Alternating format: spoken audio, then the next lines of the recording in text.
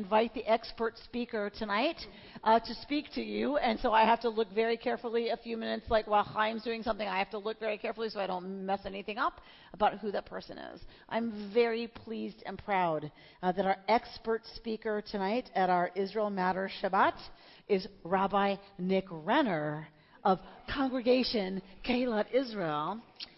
And when I don't know what's going on somewhere in that region of the world, if I don't know what's going on geopolitically, kind of anywhere in the world, the expert I turn to is Rabbi Nick Renner.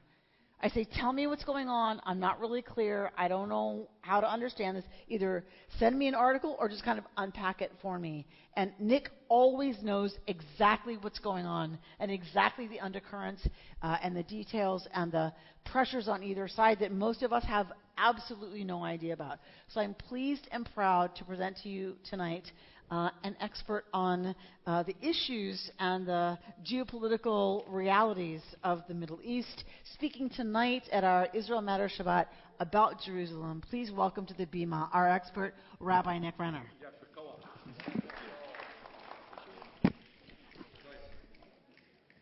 So I so much appreciate this opportunity to get to speak to all of you about Jerusalem in particular this evening. And I appreciate the Israel Matters Committee for helping to put this together. If you serve on our Israel Matters Committee, I'd love for you to please stand so our community can acknowledge you. I see a few of you here. Israel Matters. Please stand up. Yasher Koach. Kol HaKavod. In Hebrew, all the respect and all the honor for the holy work that you do in bringing Israel to our congregation. Before I begin, there is a tradition that we have. We're people of Torah. We're people of the book. And so one of the ways in which we honor those who are no longer with us in this world, who have died, is to share some Torah, to share some learning in their honor. My uncle Les, my grandfather's brother, died this morning, and so I share these remarks in his honor today. Yehuda Amichai wrote, "Jerusalem is built on the vaulted foundations of a held-back scream.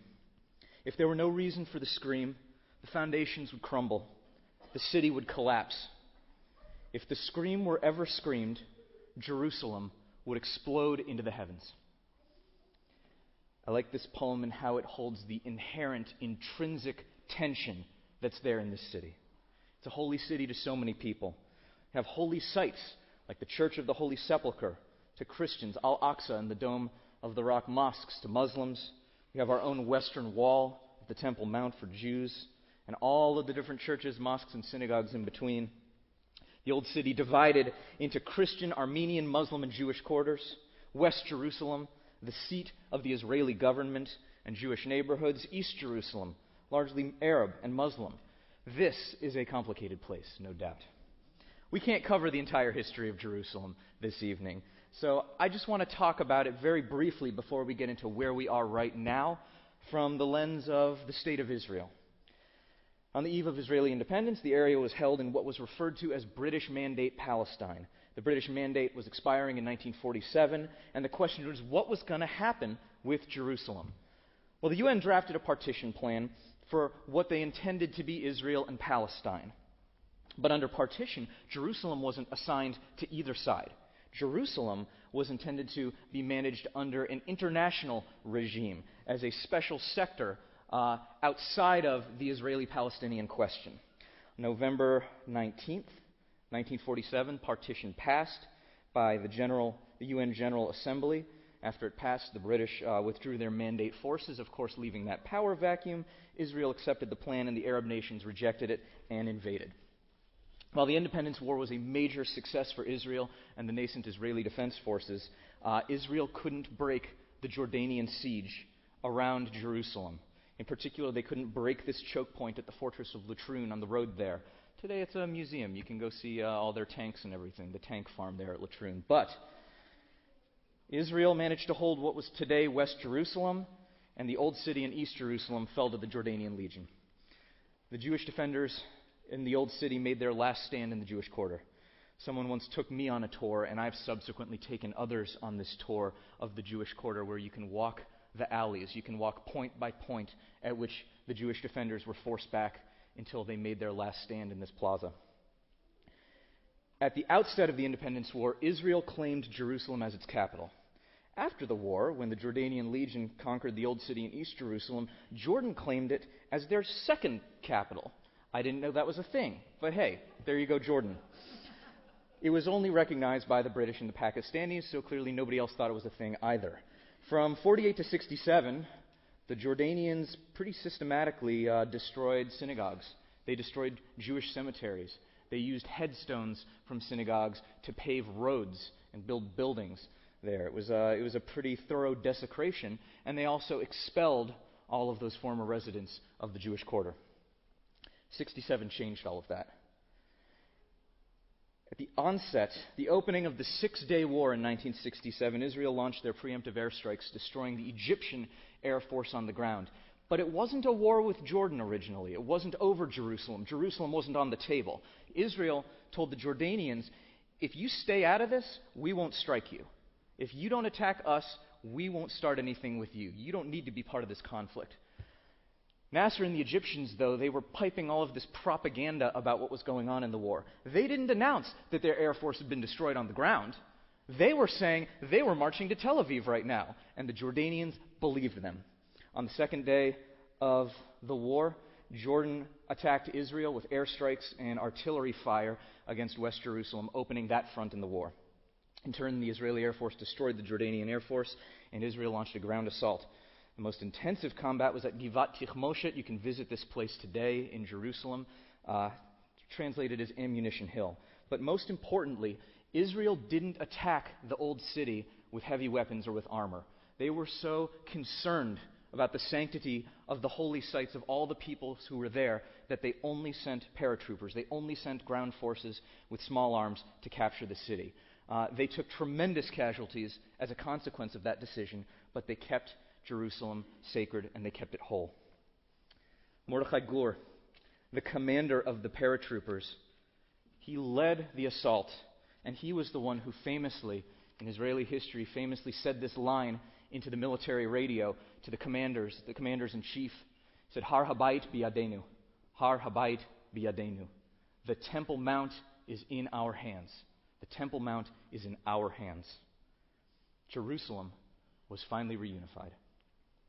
That's the last time the city has changed hands, effectively. I'm sure you're all aware that Jerusalem is one of the more intractable issues in the entire Israeli-Palestinian conflict. Israel, as I'm sure you know, claims Jerusalem as its capital. Its governmental seat, the Knesset, its parliament, its prime minister, all of this is located in West Jerusalem. In the Oslo Peace Accords of 1995, famously with Yasser Arafat and Yitzhak Rabin, they declared that any future status would be negotiated on Jerusalem. But at the same time, Yitzhak Rabin, the prime minister who was famously assassinated by a Jewish extremist for his efforts toward peace, he declared that he would never divide Jerusalem. After 1967, the UN Security Council issued Resolution 242, calling for all of the combatants in the 1967 war to pull back to their borders pre-conflict. On the basis of Resolution 242, the Palestinian Authority claims Jerusalem as their capital. The funny thing that I just looked up that I stumbled upon when I was preparing for this, I was telling Bert about this earlier, I didn't realize this, but when Resolution 242 came out, all the Arab states accepted it except for the Palestinians. The PLO rejected 242 because, well, if they all reverted to these borders, Jordan would take Jerusalem again. And so here we have, yet in our current status, the PA claiming that as their justification for claiming Jerusalem as their capital. That's the Palestinian line. Now on to the United States. The U.S. maintains a consulate in Jerusalem, but our national embassy is in Tel Aviv. The issue of moving the embassy to Jerusalem can be, or gets interpreted rather, as staking a claim or putting our thumbprint on the scales in terms of what the final status agreement is going to be. In 1995, the U.S. Congress passed the Jerusalem Embassy Act. Congress ordered that our embassy be moved from Tel Aviv to Jerusalem back in 1995, and that Jerusalem would be recognized as the capital of Israel. Every U.S. president since then, including, we have found out recently, our current one, has signed a waiver to extend the wait time for when that goes into effect. In 2002, the Foreign Relations Act passed in the United States as well. And it said, and I quote, "For purposes of registration of birth, certification of nationality, or issuance of a passport of a United States citizen born in Jerusalem, the Secretary shall, upon request of the citizen or legal guardian, record the birthplace as Israel." However, neither President George W. Bush nor President Barack Obama would comply with this law. A federal appeals court declared it invalid in 2013, and the U.S. Supreme Court struck it down in 2015. The U.S. Supreme Court said that this was an overreach of Congress into foreign policy. So now what you're all here to hear about this evening, recent news. On December 6th, President Donald Trump declared that the U.S. recognizes Jerusalem as the capital of Israel and will act to fulfill the Congressional Jerusalem Embassy Act of 1995 and move the embassy to Jerusalem. He simultaneously declared that this statement wasn't a comment on the final status agreement for Jerusalem, and this is reiterated by his Secretary of State, Rex Tillerson. Since then, Trump also signed another embassy waiver, thus delaying the move by at least 6 months. So we have this sort of as a pattern by U.S. presidents of both parties. What's been the Arab reaction? Mahmoud Abbas, the head of the Palestinian Authority, said that this move, this statement by Trump, disqualifies the United States as a peace broker. Hamas, in turn, called for a new intifada, which didn't happen. There were limited clashes, stabbings, shootings in the area, and Palestinian fatalities are probably around 10 to 20. So if you think about that next to the call for a new intifada, the response has been fairly muted, in fact. There was a significant barrage of light rockets out of Gaza, but the interesting thing that was reported was that that wasn't even from Hamas, that those were fired by Salafist extremists, and reports indicate that Hamas actually rounded up these Salafist extremists and have been torturing them and doing all the terrible things that Hamas do to them. That Hamas is actually wanting to hold peace in this moment. That's a fascinating reaction to see. This move is definitely foreign policy, this statement from Trump about moving the embassy. I want to suggest that it's also domestic politics of a sort. And it's a gesture to Americans. Certainly it's a gesture to Jewish communities, but there aren't that many of us. Even though we are loud in our arguments and our discourse, there aren't demographically that many of us. It's a major gesture to the evangelical base of support for Trump. Many evangelical Christians have theological reasons for supporting Israel. This idea that they can get all of the Jews to go to the land of Israel, and then there might be some apocalyptic thing or war or whatever, and then Jesus comes back for the second time, and that's the going theory. Realistically, with Jerusalem, though, even with this statement, not a whole lot has changed on the ground. There wasn't another Palestinian campaign or intifada, and there's not a whole lot of movement at the moment. However, we have other statements by Trump of the past day or two about cutting off Palestinian aid. This could be significant, and I want to touch on this just for a moment. The question of the efficacy of that aid, what is that aid doing for us? What is that money achieving for us? That's a really good question to ask, and I think at least I'm glad that people are asking and reflecting on this question. There are a couple of pitfalls in that as a strategy, at least that I could see. Number one, on a cultural level, for a lot of the Arab leaders who would be negotiating, honor is really important. Honor is going to be very important. So to make a move that to compel Palestinians to negotiate from a place of greater weakness, it's not clear to me that Palestinian leaders would view that as acceptable to them or to their own people. So it's not clear what might happen. Now, if the reduction of aid goes through, it's also not clear what would happen with Palestinian employment. Unemployment can be really dangerous. We know this from the occupation of Iraq. When we went and we disbanded the Iraqi army overnight and we had hundreds of thousands of young Iraqi men were suddenly unemployed, that's dangerous. We know from that situation that it was catastrophically destabilizing to Iraqi society to create massive unemployment with young men overnight.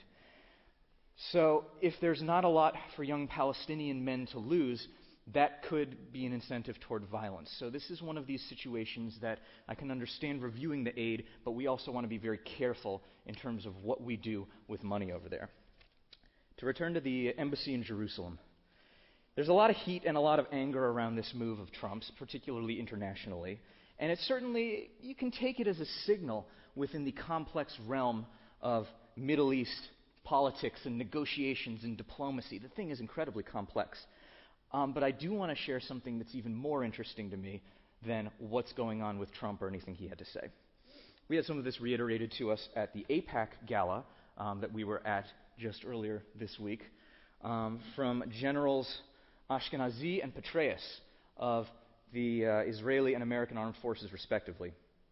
There's a guy in the region who is shaking things up tremendously, and oftentimes from behind closed doors. He is the new crown prince of Saudi Arabia. The guy's like 36, a couple of years older than I am, and his name is Mohammed bin Salman. He is a Sunni Muslim. What's striking is that according to reports from Palestinian, Arab, and European sources, this new crown prince put forth a resolution to Mahmoud Abbas, the Palestinian leader, behind closed doors, and it was revolutionary in terms of just how little it gave the Palestinians. Here was an Arab leader pushing for essentially the worst deal that the Palestinians have been offered. He called for a Palestinian state with non-continuous parts of the West Bank and Gaza, limited sovereignty in that state, with zero claim to Jerusalem. The capital of Palestine, he was saying, would be in Ramallah. Reportedly, Abbas was furious. This is so much less than any U.S. plan or European plan that's ever been put forth. This is a major shift for the patrons of the Palestinians, the most powerful Sunni countries, Saudi Arabia being one of them, to put forth a peace plan like this. If the Palestinians lose the support of Saudi Arabia and Egypt in particular, they are incredibly weakened. So these closed-door meetings, these shiftings of the balances of power related to Mohammed bin Salman, to me is the most fascinating thing going on in the Middle East right now. What's his rationale? Why is he doing this? Of course, I can't tell you for sure. I haven't met the guy. But one thing that bears noting is that the most significant conflict in the Middle East right now is not one to which the Israelis are party. The most significant conflict in the Middle East right now is Sunni-Shia. We have a Sunni power bloc on one side, where Egypt and Saudi Arabia are very much the poles of power. On the other side, Iran and its allies in this conflict. We know, or at least we're told, again, behind closed doors, quietly under the surface, that that Sunni power bloc would really like to enlist Israel in their efforts. On the Israel trip back in 2016, we actually got a briefing from an Israeli intelligence official who said that even back in 2016, there are high-level intelligence and military coordination going on between Israel, Saudi Arabia, and Egypt, even though none of this is acknowledged on the surface. Because practically, those Arab countries have a problem, which is the Israeli-Palestinian conflict. For decades, when the Israeli-Arab conflict was the chief conflict in the Middle East, it was to their benefit to keep stirring the pot, to keep the Palestinians off guard, to keep them languishing in all manner of refugee camps. It was beneficial to them to keep that conflict going. It's not anymore. Their incentive is to force a resolution at this point to that conflict in order to enlist Israel to gain greater cooperation and to be more overt in bringing Israel into that sort of power axis that's looking to block Shia expansion in the Middle East through Hezbollah, through Iran, through the Alawi regime of Bashar al-Assad. There's a bigger chess game going on, and these two power blocks are sort of what's going at it. And the question then becomes, what's Israel's role going to be in it? And that, in really interesting ways, creates opportunity for re-examining the Israeli-Palestinian conflict. Okay, if I can treat you as a guest speaker expert for just a moment. Yeah. Would you please unpack for us a little bit about the Shia-Sunni? I think a lot of us don't understand the split between those, but if you could explain a little bit more about what the Shia-Sunni business is about, I think we can all get our heads around more about what's going on. Thank you, Rabbi. We're actually going to cover this in great depth in an Israel Matters session. So I want this to be an invitation to continue the conversation that we're going to have, talking about the broader Middle East strategic situation beyond Israel. The Sunni-Shia split began as a conflict within Islam as to who was going to be the successor to Muhammad. The question was, is it going to go hereditarily along bloodlines, or is it going to go with his closest advisor? This is the origin of that split. And there have been times that has not been such a violent conflict. Battles and wars have been fought over it throughout the centuries. But what happened with the American invasion of Iraq and the dissolving of the Iraqi army, we created a power vacuum back in the early 2000s. And so a lot of different groups like Al-Qaeda, Iran and the Revolutionary Guards, the Mahdi army, and Al-Qaeda and ISIS, a lot of people sought to fill that vacuum. That was sort of what created this broader war. That spilled over into Syria in the midst of their civil war and continues to be a conflict.